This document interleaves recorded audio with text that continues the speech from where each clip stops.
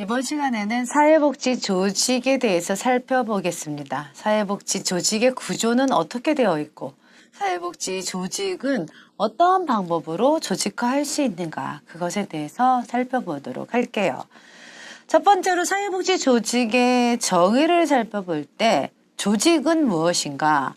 특정 목표를 달성하는 것을 목적으로 의도적으로 구조화되고 계획된 사회적인 단위를 조직이라고 합니다.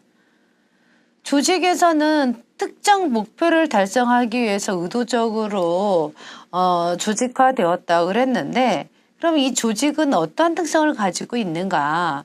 공동의 목표를 가지고 있다는 거죠. 이 공동의 목표라는 것은 그 조직의 바람직한 미래 상태라고 볼 수 있습니다. 분업을 통한 개인의 한계를 초월합니다. 인간은 누구나 한계가 있죠. 완전하지 못하기 때문에 조직은 조직 구성원들 서로가 각각이 가지고 있는 한계점을 서로 협동을 하고 분업을 통해서 효율적으로 한계를 보완을 합니다. 세 번째로 일정한 체계를 갖추고 있습니다. 지위의 차이에 따라서 지시를 하고 또 감독을 하고 보고 체계가 형성되어 있죠.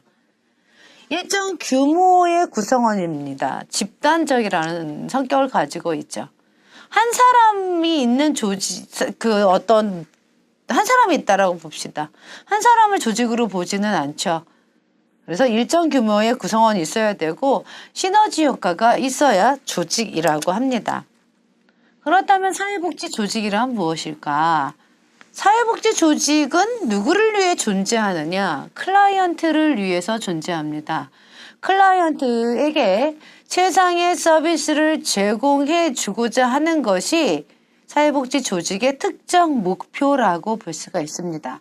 클라이언트의 욕구에 맞는 최상의 서비스를 제공하고자 하는 공통의 목표를 지닌 사람들이 각각의 한계가 있으니까 분업을 통해서 각자의 위치에 따라서 책임과 권한을 통해서 조직의 목표를 달성하고자 노력하는 조직을 사회복지 조직이라고 합니다. 사회복지 조직을 구성할 때 원리가 있어요. 어떻게 사회복지 조직을 구조할 수 있는데, 첫 번째 원리는 보면 계층제의 원리가 있습니다. 계층제의 원리라는 것은 조직 구성원들 간에 이런 권한과 이 책임 소재가 규정되어 있다라는 겁니다.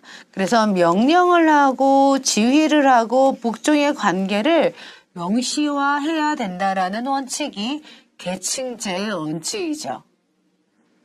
이 계층제의 원칙이 가지고 있는 장점과 단점이 있는데요. 이런 장점은 명령의 통로 그리고 상하 간의 원활한 의사소통 또 명백한 직무와 책임 소재가 분명하죠. 또 업무 배분이 원활하게 이루어지고 있고요. 또 조직 내부에서 발생하는 분쟁을 조정할 수 있는 수단이 되기도 합니다. 단점은 계층제가 심화가 된다면 의사소통이 차단되겠죠. 기관장이나 그 밑에 있는 중앙관리자가 하급관리자를 끊임없이 관리하고 통제한다라고 봅시다. 하급자는 대화를 하려고 하지 않을 것입니다. 그래서 계층제가 너무 심화가 되면 의사소통이 차단이 되고요. 또 인간관계가 등한시되는 경향이 생길 수 있습니다. 또 구성원들의 사기가 저하되는 문제가 발생이 될 수 있습니다. 두 번째 원리는 명령 통일의 원리입니다.